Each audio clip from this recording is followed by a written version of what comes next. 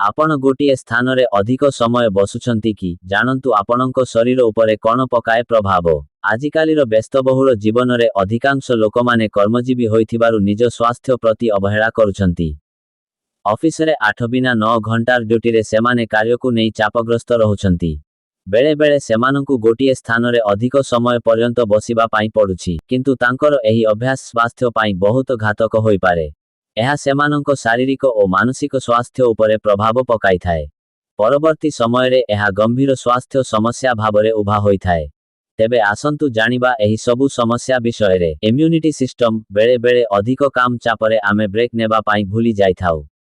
तेणु दीर्घ समय धरी गोटिए स्थान रे बसिबा जोगु शरीरर कोष गुड़िक दुर्बल हेबा सह इम्यून सिस्टम को प्रभावित करिथाए। बेक जंत्रणा ऑफिस रे दीर्घ समय पर्यंत बसिबा द्वारा बेक, कांध, अंटा, गोड़ आदि शरीरर विभिन्न स्थान रे जंत्रणा अनुभव होइथाए।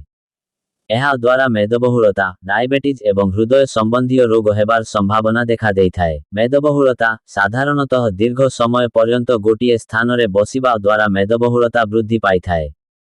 शरीर रे अत्याधिक कैलोरी बर्न होइन थाए एवं व्यक्ति विभिन्न रोगरे आक्रांत होइथाए।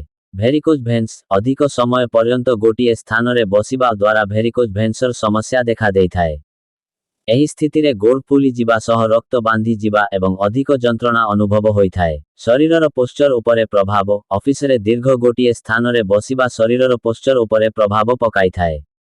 विशेषकरी मेरुदंड उपरे।